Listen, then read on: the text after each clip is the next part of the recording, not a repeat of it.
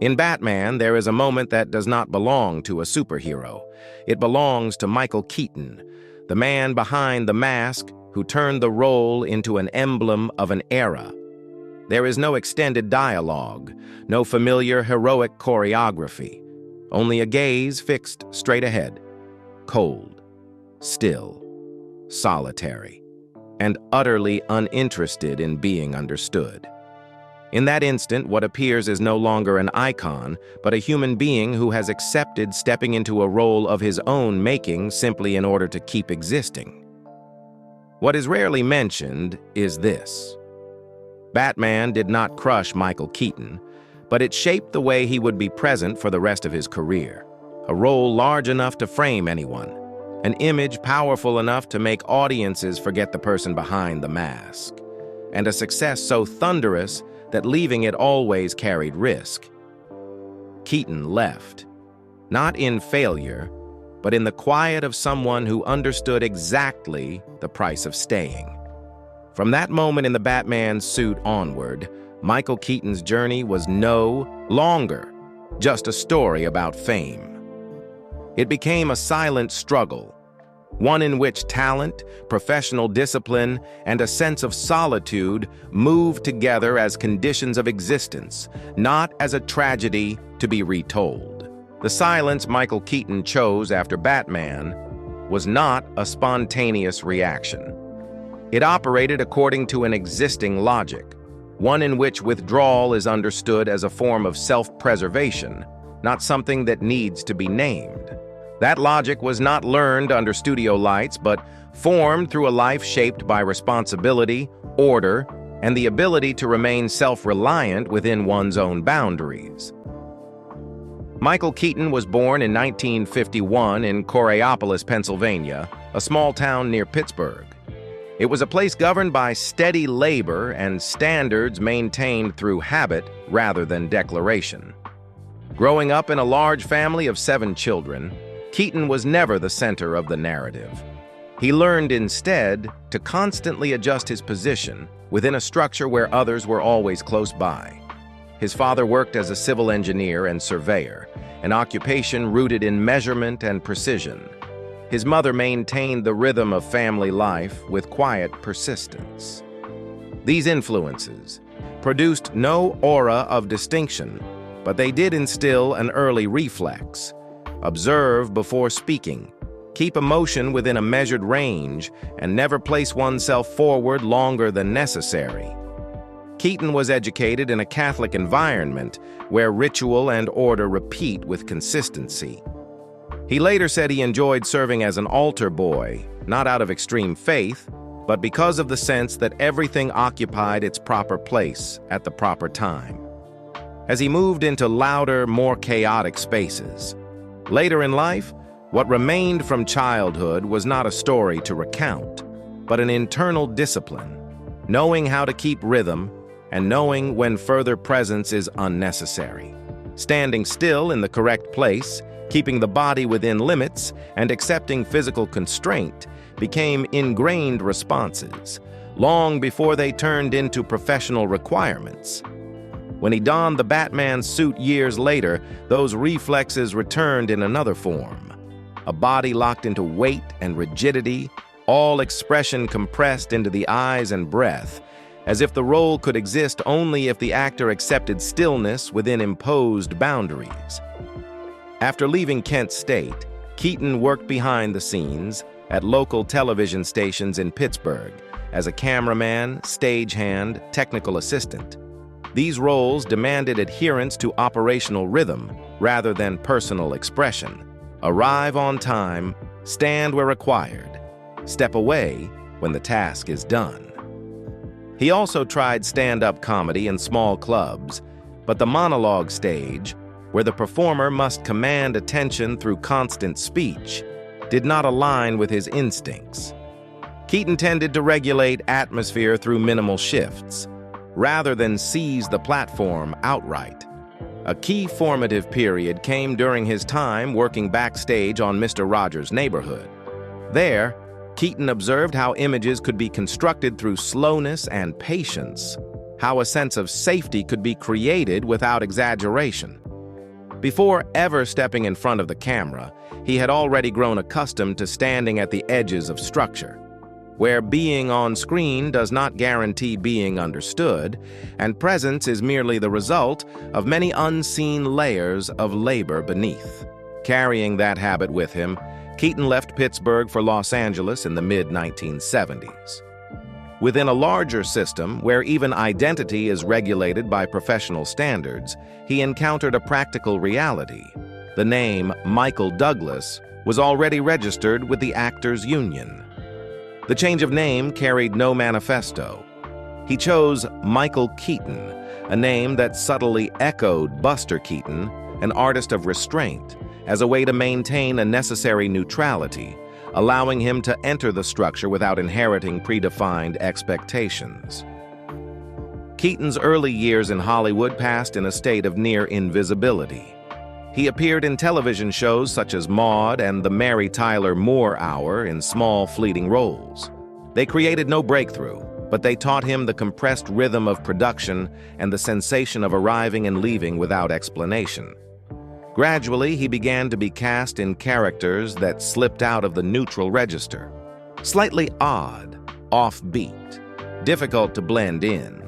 They were not large enough to alter his position within the system, but they were enough to signal that Keaton was no longer entirely dissolved into it. The shift to cinema followed almost immediately, faster than the trajectory television had prepared for him. Keaton did not enter feature films through a tentative transition role, but with a kind of energy that forced the system to adjust around him. In Night Shift, he appeared as an unexpected propulsion. Rapid-fire dialogue, quick reflexes, and a sense that the character was always one beat ahead of the scene's structure. Bill Blazejowski was not funny through exaggeration, but through cognitive speed. A performance rhythm too fast to remain still, leaving the camera unable to hold a neutral position if the scene was to keep functioning. Audiences recognized this almost at once. Night Shift was not only well received, it established Keaton as an unusual comedic presence, neither a traditional physical comedian nor a performer built on classical charm. He introduced a form of comedy rooted in internal tension, where restlessness and intelligence collided continuously. Hollywood began to see in Keaton something that could be replicated. In 1983, Mr. Mom was released amid unfavorable economic conditions, with a modest budget and very limited initial expectations. The film quickly found its audience, far exceeding projections and becoming one of the notable commercial successes of the early 1980s. Without grand declarations, the image Michael Keaton brought to the screen functioned on its own. A man placed into a domestic order not designed for him, forced to relearn responses once assumed to be self-evident elsewhere. The film's weight did not lie in its message, but in a familiar sensation that was difficult to name. Keaton did not generate laughter by diminishing the character, nor by pushing awkwardness into farce. The clumsiness was kept at its original scale, real enough to exist, close enough for viewers to recognize themselves within it. The character did not need explanation, nor protection. From this point on, Keaton's public image shifted clearly, a face that could enter everyday life without disruption, approachable but not imposing, flexible enough to inhabit many domestic spaces.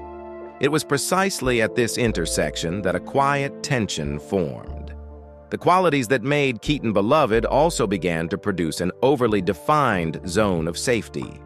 The system identified him quickly, not as an actor still in motion, but as a recognizable comedic energy. Offbeat, adaptable, slightly eccentric and stable enough to be placed into familiar orbits. Once identification became precise, the range of choices did not need to be cut back. It contracted on its own, by inertia. Keaton did not resist, nor did he appear unsettled. But within the smooth current of continuous success, an unchanging awareness emerged. If he continued to slide along this trajectory, the space available for movement would grow increasingly narrow.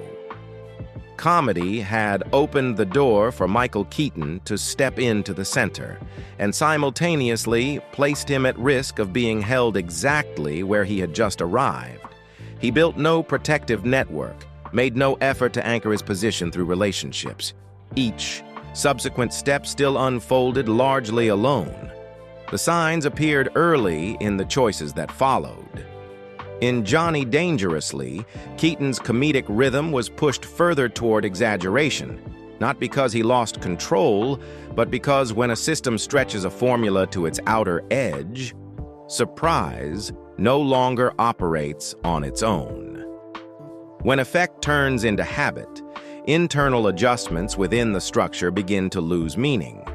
Another movement, one not aligned with conventional development logic, slowly took shape. Beetlejuice did not arrive as a logical next step in that trajectory. It opened instead as a fissure, where the rules that had helped Keaton survive and kept him safe suddenly lost their force. Here, control was no longer a condition of work, but something that could be left behind, without permission, without preservation. The collaboration with Tim Burton operated on an entirely different logic. The character required no backstory, no motivation, no moral boundary to be accepted. Beetlejuice existed as a pure reflex, appearing, disrupting, then disappearing before any order could adapt. Keaton did not construct the character through familiar methods. He let himself slide along an energy stream without anchor. Voice, body, rhythm. All were loosened, requiring no balance, no correction. His actual screen time in the film was very short, yet every time the character entered the frame, the overall order was immediately pushed off its established course. Editing rhythms shifted. The scene's center of gravity moved. Other characters were forced to react to an energy not present in the original structure. Beetlejuice did not dominate the film through constant presence, but through an impact that extended beyond its moments on screen. When the character exited the frame, the scene did not return to its original state. A residual displacement remained, in performance rhythm, in spatial operation, in a sense of instability that was never fully retrieved. At this point, Keaton was no longer an actor, blending into the scene's rhythm. He appeared as an intrusive force. Each entry compelled the film to recalibrate itself simply to continue existing, rather than proceed along a predetermined path. The film far exceeded its initial box office expectations, held its ground during release, and was quickly rescreened, reissued, and rediscovered across generations. But the true life of Beetlejuice did not end in theaters. It extended through time, rewatched, quoted, preserved in collective memory as a misaligned object, a cult classic that needed no explanation for its difference. At the center of that memory, Michael Keaton almost disappeared as an individual, not because he was obscured, but because he had fully dissolved into the chaos he created, until the boundary between actor and effect no longer needed to be drawn. That moment of absolute freedom did not end with Beetlejuice.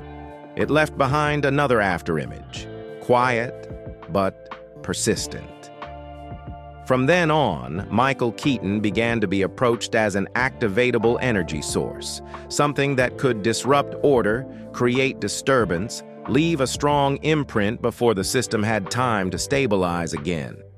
This perspective did not require the person behind it to be fully present. What mattered was the reproducibility of the effect. When chaos became a recognizable trait, subsequent invitations carried a different expectation. No longer an open space for free drift, but a demand to place that energy into a more precise frame. One where order, discipline, and limits began to appear as prerequisites. What lay ahead no longer operated through release but through control, a counter-movement, quietly pulling Keaton toward an entirely different structure.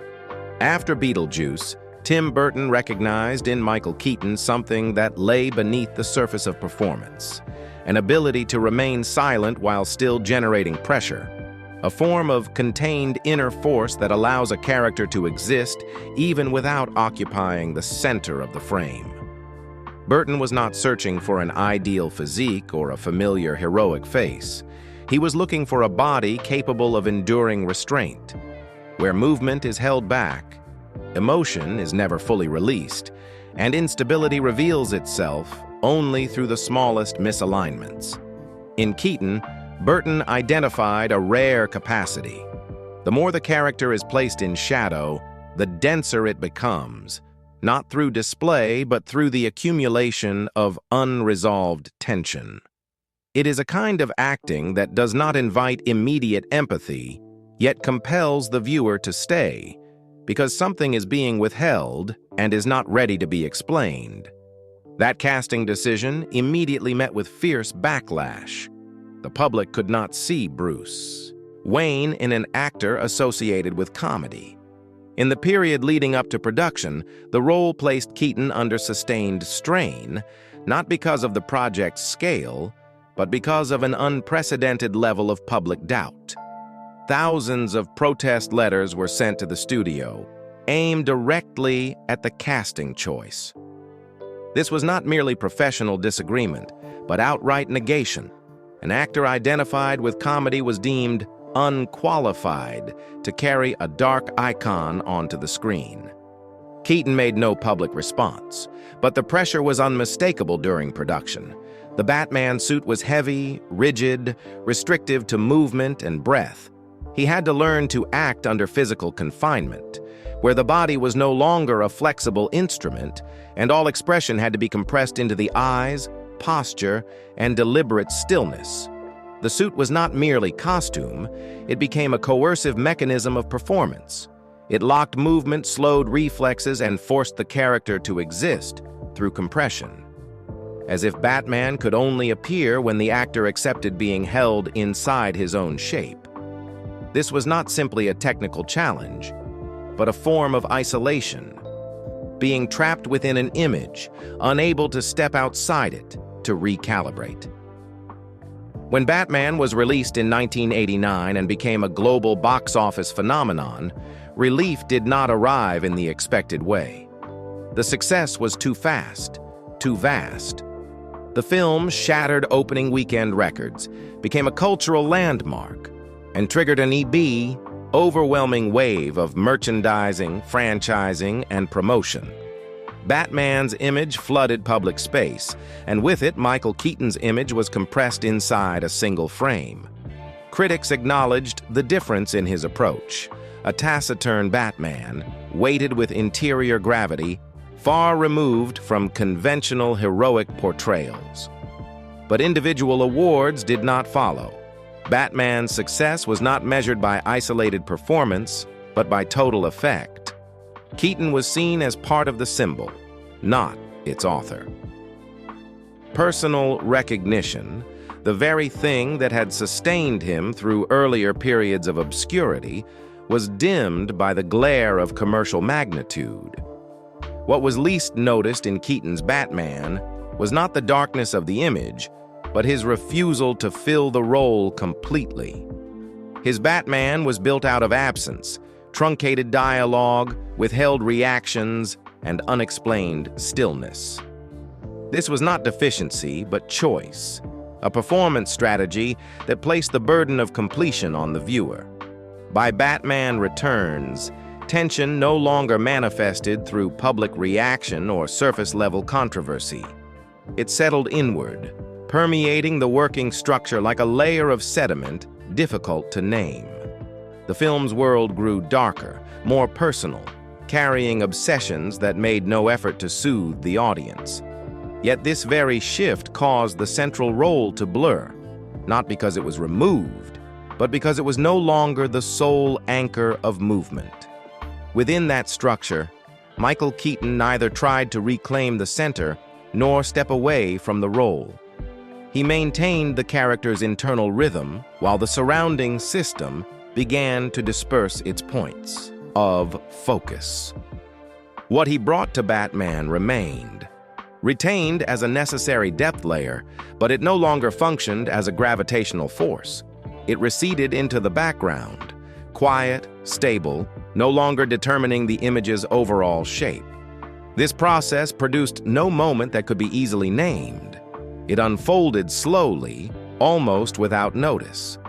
As the Batman world continued to expand and standardize, the space for internal adjustment naturally contracted, not through conflict, but through the increasing closure and completeness of the frame itself.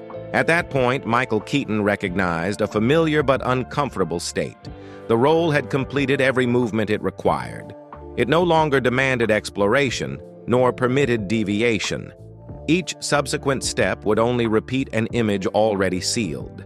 Success, at this stage, did not propel him forward.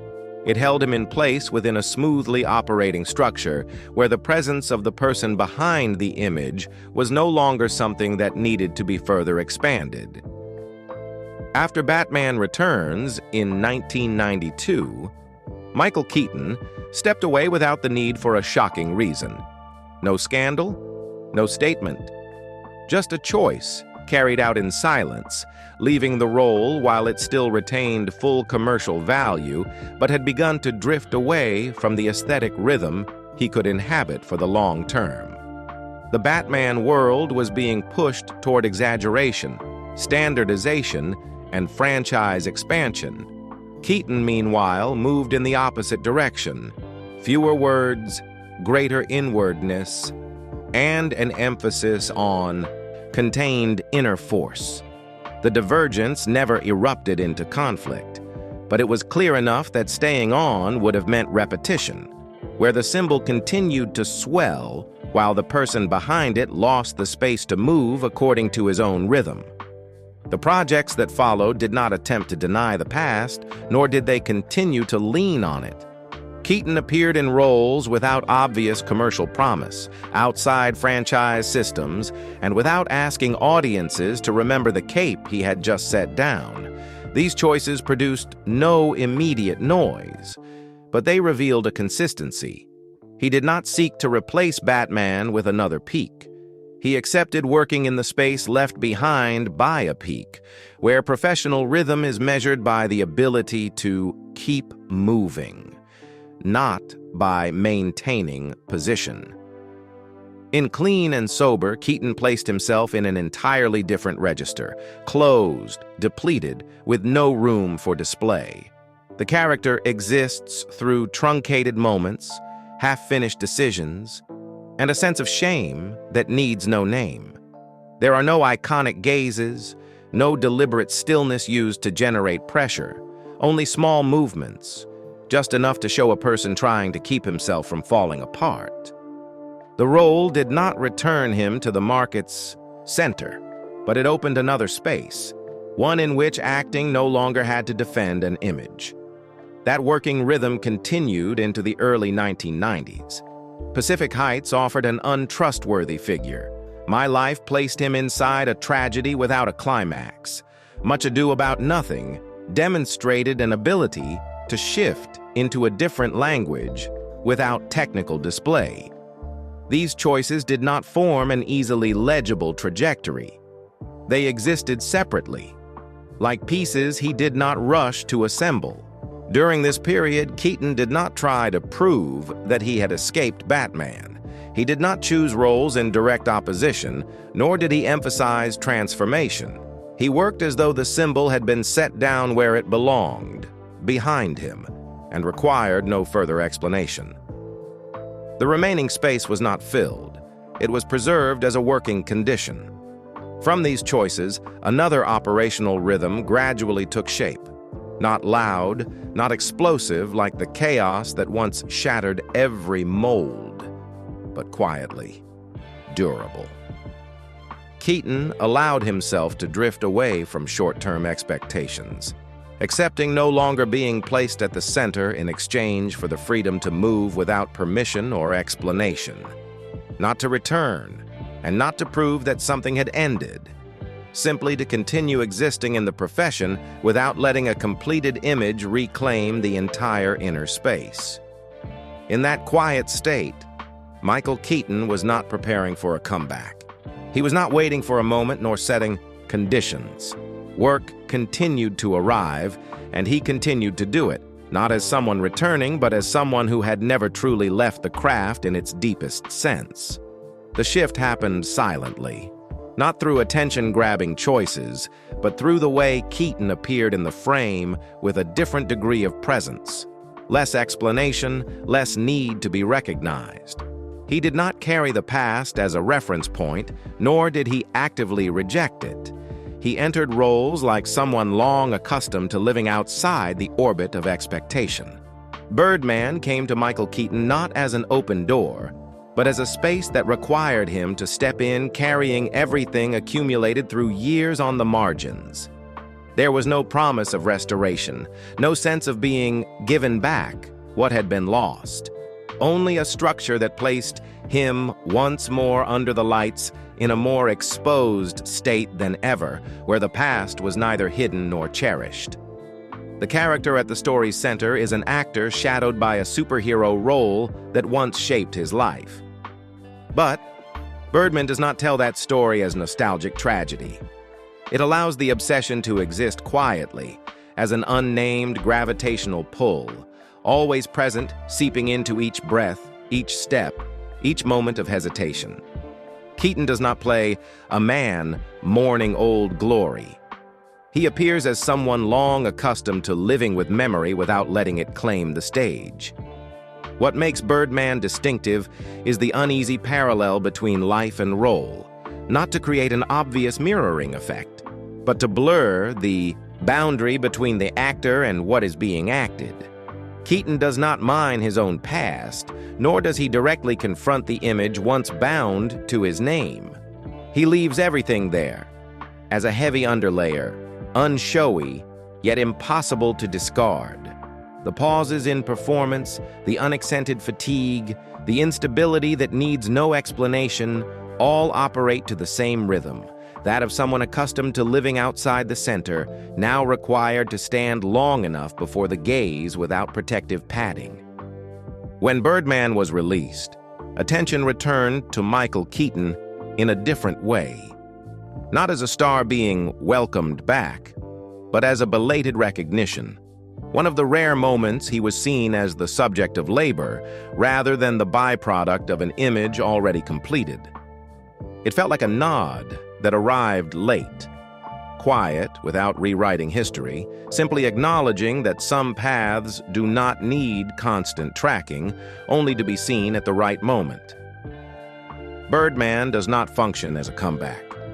It does not return Keaton to a former position, nor does it erect another peak to replace it. The film merely reveals a reality that had always existed. Keaton had never disappeared.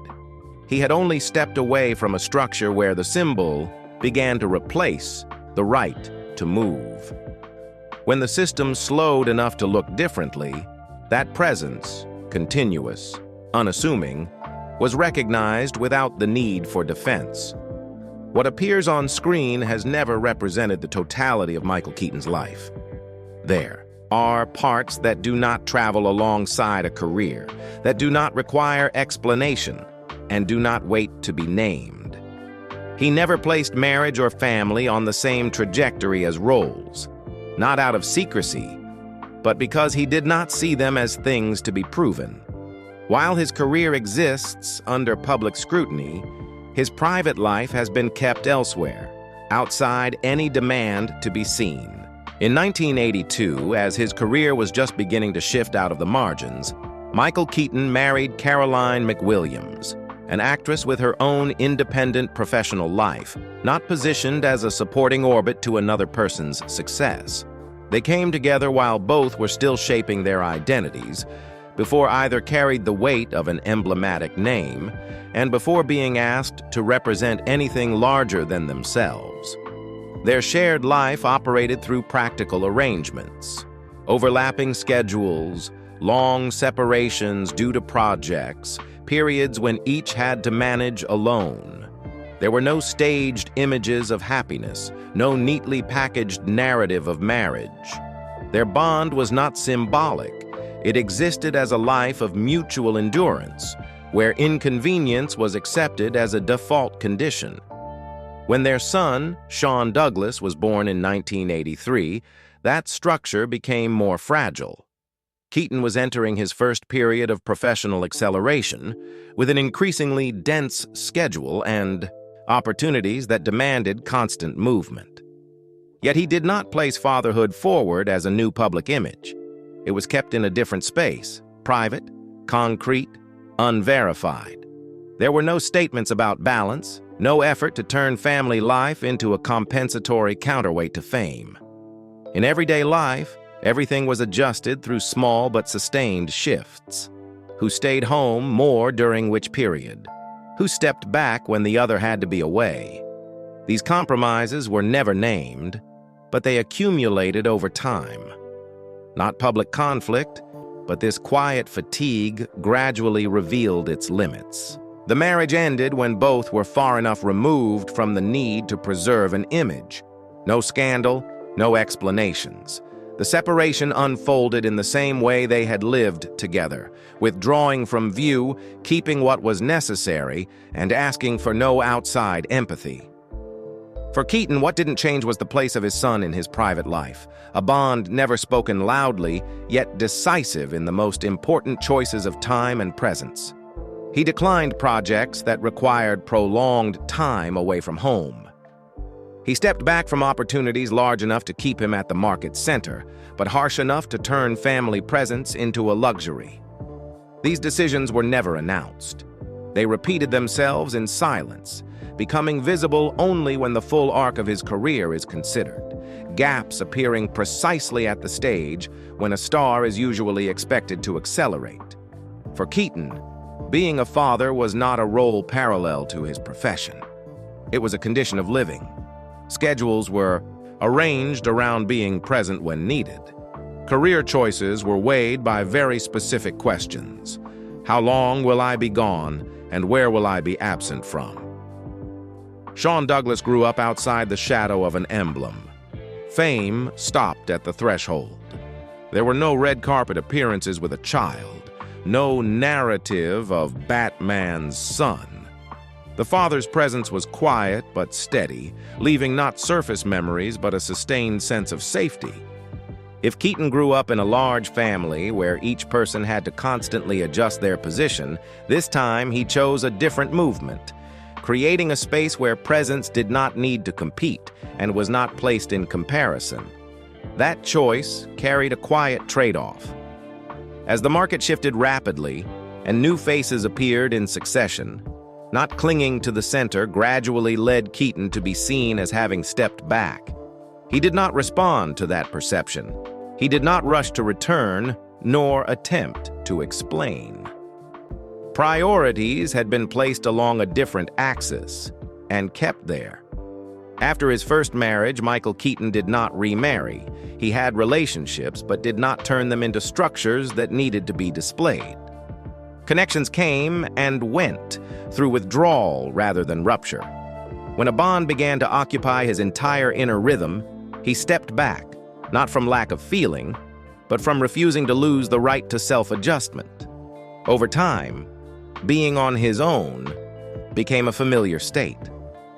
Not as the consequence of loneliness, but as the result of choices repeated with the same logic. Some attachments can exist only if they do not occupy the entire living space. And when that boundary is reached, Keaton keeps moving, not to oppose anyone, but to avoid losing himself. These choices did not close with a clear conclusion. They quietly reorganized the rhythm of life.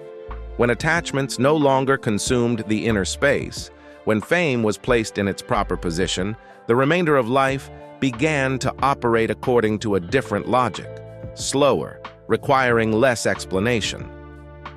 Michael Keaton did not enter the next phase as someone emerging from upheaval, nor with a sense of having settled.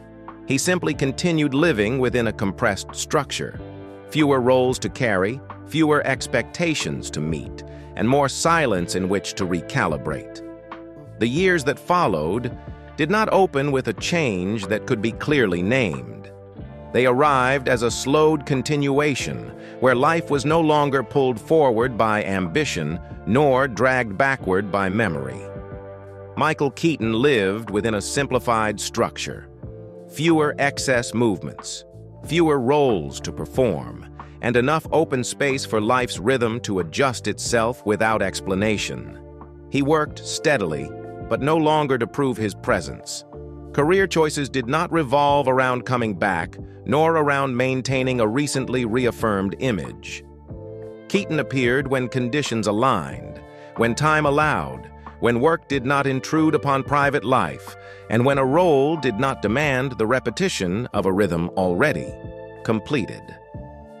Work became part of life rather than its axis. In daily routine, Keaton maintained a discrete rhythm.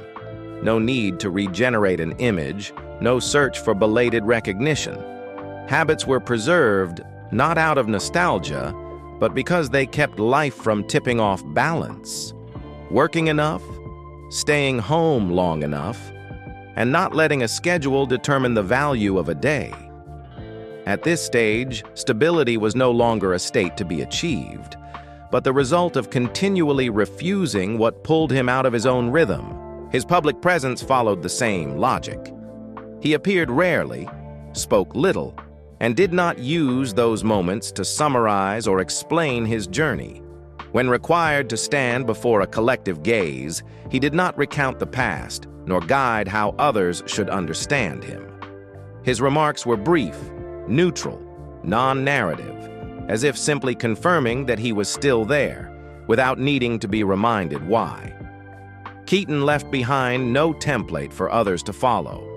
What he left lies in cinema's ability to accept imperfect bodies, unpolished voices, and performance rhythms that allow dissonance to exist without being softened.